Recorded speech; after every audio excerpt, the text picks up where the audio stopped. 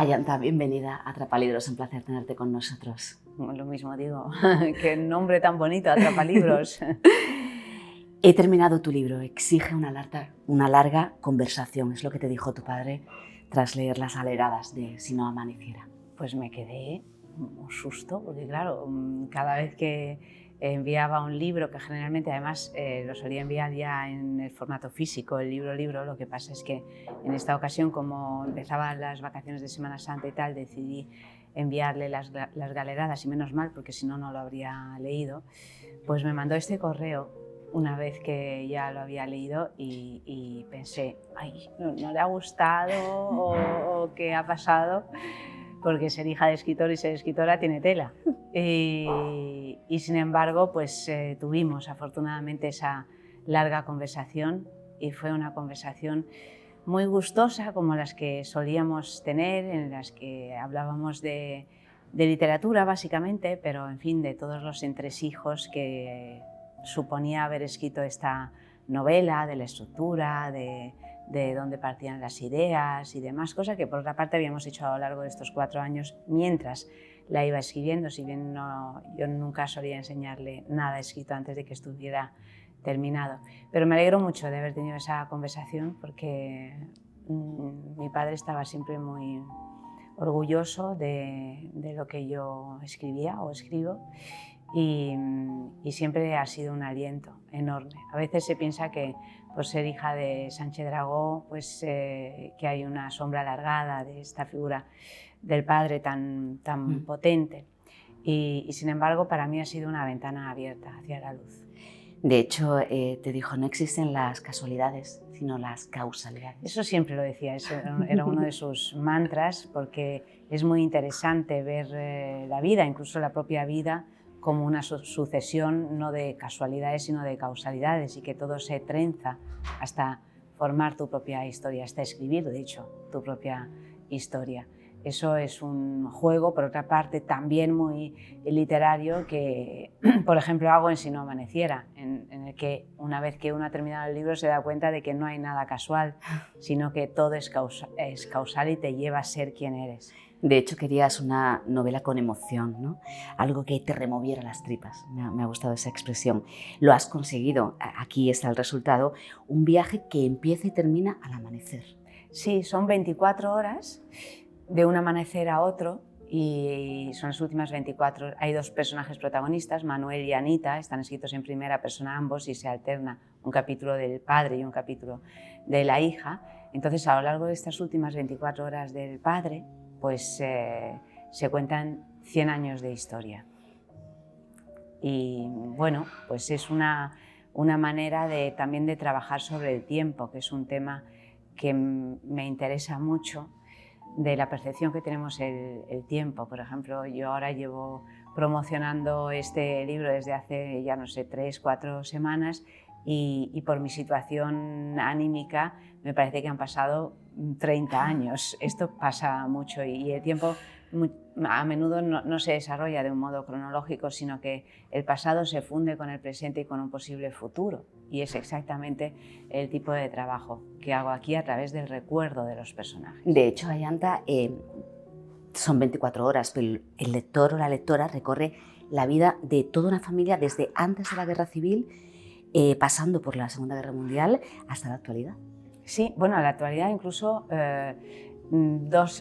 se termina en 2025, o sea que hay, como decía, el futuro. Un futuro. Y es muy interesante la oportunidad de contar una historia o de lo que le pasa a Manuel, que es el personaje del padre, que en esa agonía, durante esa agonía, pues se va viendo toda su película, la película de su vida. Y que esto es algo que dicen que pasa, ¿no? Cuando hay experiencias cercanas a la muerte, personas que resucitados, entre comillas, que vuelven y dicen, bueno, es que he visto toda mi película, pero es que Manuel ve toda su película y también las secuencias que le faltaban. Es decir, hay muchas cosas que no sabemos, ¿no? ¿Qué le pasó a ella o a él mientras yo estaba en...? Bueno, pues lo ve y para él es una experiencia totalmente reveladora, porque aprende a amarse a sí mismo y a aceptar sus errores y a y a querer mucho sus aciertos. ¿Y cómo es la relación en ese momento que él recibe esa película entre padre e hija? Pues es una relación en la que se ha generado un cierto desapego, que es algo que yo he observado sin ninguna crítica, pero sí con miedo, en las personas mayores con las que me he relacionado, que hay un punto cuando ya se les acerca el final de su propia vida, que se van como soltando, por un lado van soltando lastre y por otro se van desapegando también de los afectos, porque es como si doliera demasiado irse,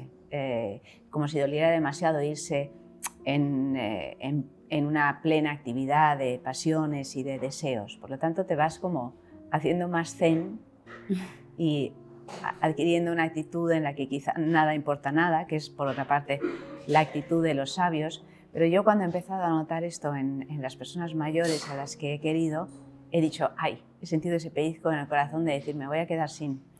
Apresúrate, Ayanta, que es un poco también el punto en el que están este padre y esta hija antes de empezar ese camino por esos 100 años de historia. Claro, porque aparte de estos dos personajes, ¿no?, que podríamos decir principales, tenemos unos secundarios magníficos, ¿no? Está Pablo, el gran amor de Anita, está Laura, que conquistará a Manuel, pero también tenemos a Ingrid, está Clito, está Titita. Sí, más, está el Chivo, por ejemplo, está lleno realmente de personajes secundarios porque a mí siempre me han gustado tanto en las novelas, las grandes novelas, en las que verdaderamente tienes un fresco increíble de personajes, pero también en el cine, en ese cine italiano, por ejemplo, que bueno, soy medio italiana, por lo tanto estoy muy ligada a él, en el que los personajes secundarios apuntalan la historia y además les dan el contrapunto cómico a menudo cuando estamos escribiendo un drama. Y aquí además hay otros personajes que me interesan mucho, que son personajes en principio inanimados, porque no están vivos, que son por ejemplo las zapatillas rojas, que son la muñeca Mu, que son el Cadillac, que son incluso paisajes que enmarcan la historia. Y la huerta, que hablaremos la de huerta, ella. la casa de la huerta, el estadio de fútbol, en fin, tienen una presencia muy importante y una personalidad propia. Encontramos, como tú comentabas, esa complejidad estructural, ¿no?, a la hora de hilvanar todos esos recuerdos y esos pensamientos. Pero a la vez, que lo has dicho en alguna entrevista, la prosa es sencilla, pero también has matizado, lo que parece sencillo de leer no es nada fácil escribirlo. Esa es la perversión de esto. Es decir, que cuando encontramos un libro y no es fácil, porque muchas veces se pueden hacer farragosos, que lo lees del tirón y además quieres seguir y tienes esa sensación, para entendernos, tipo serie de televisión, que acaba un capítulo y dices, bueno, me tengo que leer otro porque es que yo no lo puedo dejar aquí.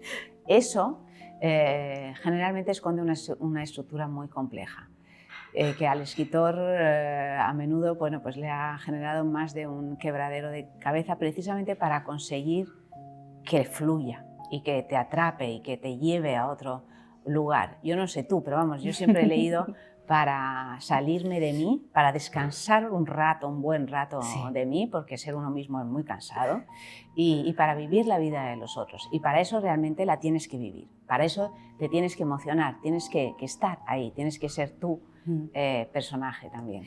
El concepto de tiempo, lo decíamos antes, ¿no?, esas 24 horas que pueden ser nada o pueden ser una vida entera, como es en este caso. Claro, es que las unidades de tiempo no existen. 5 minutos puede ser una vida entera. Una mariposa vive 24 horas y ahí tiene todo su ciclo vital. Imagino que a la mariposa pues, le parecerá lo justo y le parecerá larguísimo. Y aquí, en realidad, la hija que sabe que el tiempo de su padre se ha acabado y que además no le puede alcanzar, pues está intentando obrar ese imposible que es el tiempo detente, del que se ha escrito tanto. Es decir, si no amaneciera, si no volviera a amanecer, mi padre no habría muerto. Pero por otra parte, es absolutamente necesario que amanezca, porque si no, ¿qué sería de todos los demás? Y es hermoso que vuelva a amanecer y todo se vuelva a poner en marcha. La portada es maravillosa porque son unas zapatillas de ballet rojas. Sí. ¿Has investigado mucho el mundo del zapato? Bueno, esa es otra de las cosas que ha sido realmente difícil, porque cuando me adentraba en el tema de entender la historia de las zapatillas de punta de ballet, que son una herramienta perfecta para conseguir lo imposible, que a mí siempre me han fascinado, porque consigues que una bailarina, ese ser tan etéreo, pues consiga volar prácticamente, porque baila pues en la cabeza de un alfiler, y para hacer eso superando la gravedad. Claro, para hacer eso tienes que tener un instrumento perfecto, que son las zapatillas de punta. Y cuando me puse a buscar pues en internet, en libros y demás, cuál era la historia, es decir, quién se había inventado esto, o cómo se había ido desarrollando la zapatilla, encontré prácticamente nada.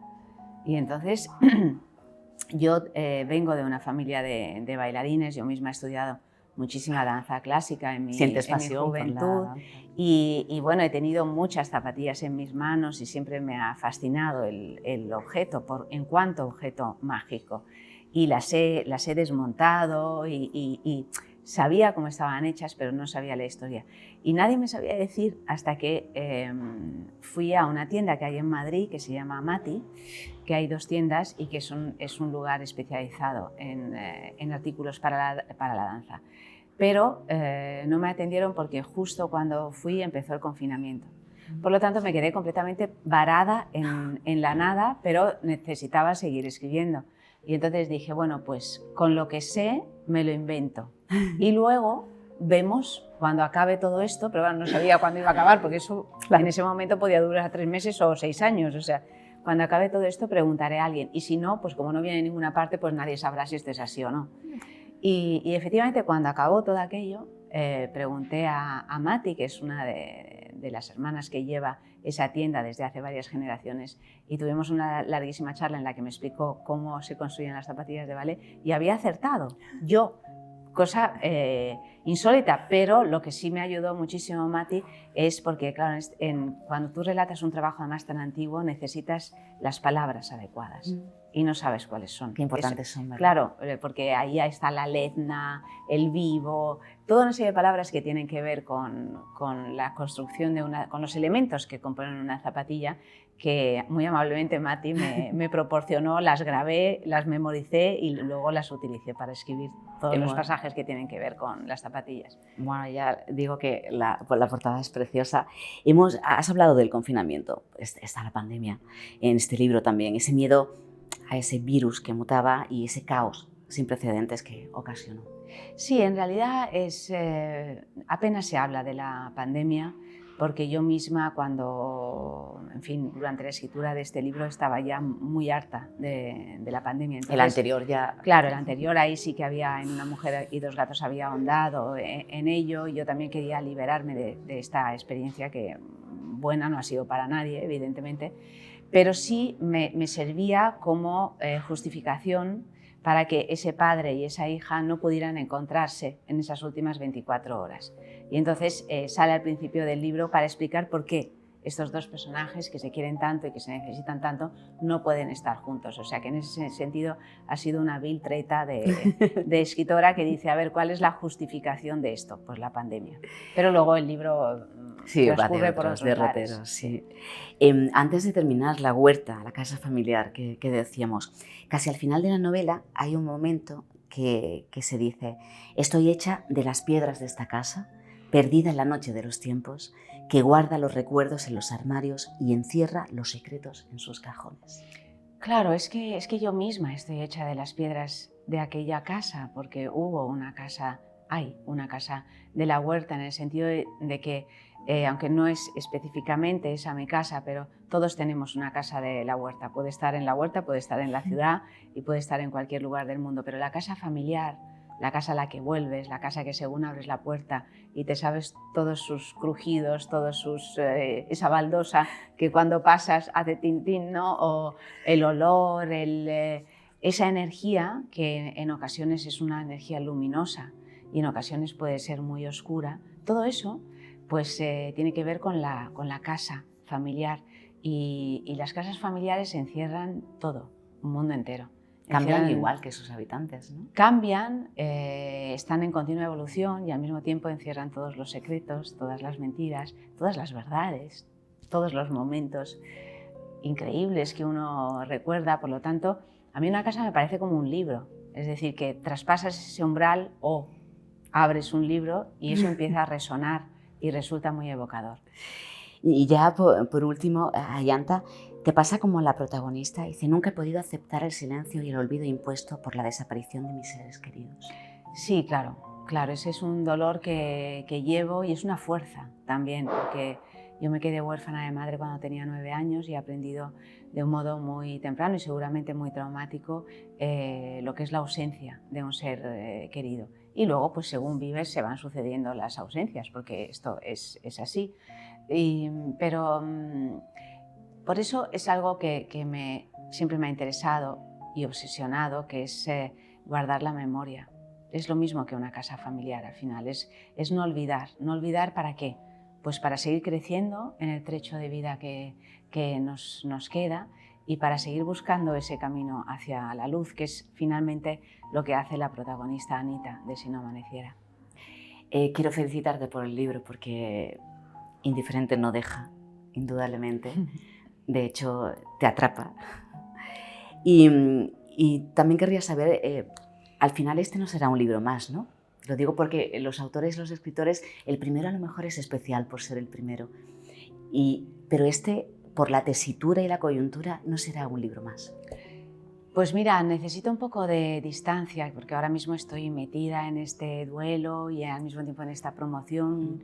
Y es muy bonita la promoción, es un momento que los escritores siempre estamos esperando, o sea que se mezclan dos factores que son muy antitéticos, pero al mismo tiempo digo, bueno, es que en mi caso van juntos, porque la relación que tenía con mi padre estaba tan relacionada con el libro o con la escritura, por lo tanto me parece que no es una casualidad, sino una causalidad y me parece una feliz sincronía. Pero la verdad es que la sensación que tengo hasta ahora es que cada libro que he escrito, y son 4, cada uno tiene un lugar de amor muy grande. ¿Como los hijos?